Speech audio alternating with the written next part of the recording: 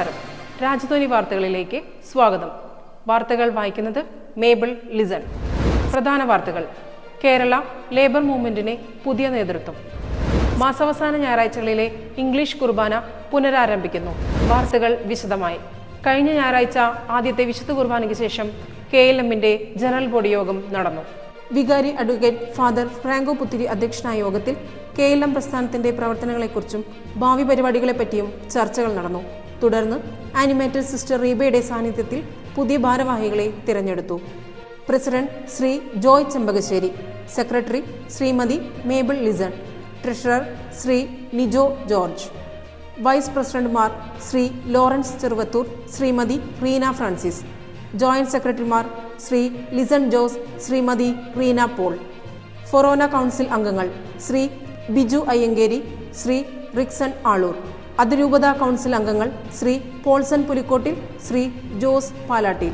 June 16 ഞായറാഴ്ച രണ്ടാമത്തെ വിശുദ്ധ കുർബാനയ്ക്ക് ശേഷം കാറ്റഗിസം സ്റ്റാഫ് മീറ്റിംഗ് വികാരിയച്ഛന്റെ അധ്യക്ഷതയിൽ നടന്നു.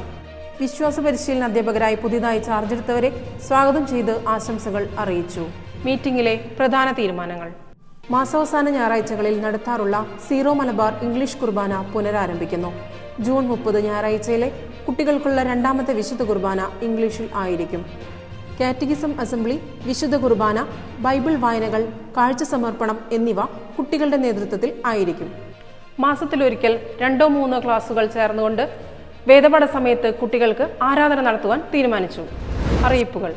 ജൂൺ 30 ഞായറാഴ്ച ആദ്യത്തെ വിശുദ്ധ കുർബാനയ്ക്ക് ശേഷം PTA ജനറൽ ബോഡി യോഗം ഉണ്ടായിരിക്കും. രക്ഷിതാക്കളെല്ലാവരും പ്രസ്തുത മീറ്റിംഗിൽ പങ്കെടുക്കണമെന്ന് വികാരിയച്ഛൻ ഓർമ്മിപ്പിക്കുന്നു. ജൂൺ 28 മാസാവസാന വെള്ളിയാഴ്ചകളിൽ നടത്തുന്ന സായാഹ്ന ധ്യാനം ഉണ്ടായിരിക്കും. ധ്യാനം നയിക്കുന്നത് കുമ്പളങ്ങാട് ഇടവക വികാരി റെവറന്റ് ഫാദർ ജോയ് കിടങ്ങൻ. വൈകിട്ട് 5:30 ജപമാല, 6 മണിക്ക് വിശുദ്ധ കുർബാന, തുടർന്ന് ധ്യാനം, ആരാധന. അതേ തുടർന്ന് കണ്ണനായ്ക്കൽ യോഹന്നാൻ ആൻഡ്രൂ സ്പോൺസർ ചെയ്യുന്ന നേർച്ചക്കഞ്ഞി വിതരണ നേതൃത്വം ലിറ്റിൽ ഫ്ലവർ യൂണിറ്റ്. ഈ ആഴ്ച ദേവാലയ ശുശ്രൂഷകൾക്ക് നേതൃത്വം നൽകേണ്ടത് സെന്റ് സെബാസ്റ്റ്യൻ യൂണിറ്റ്. വായനകൾ അൽഫോൺസ യൂണിറ്റ്. വാർത്തകൾ ഇവിടെ അവസാനിക്കുന്നില്ല. അടുത്ത ആഴ്ച ഇതേ ദിവസം ഇതേ സമയം. നന്ദി, നമസ്കാരം.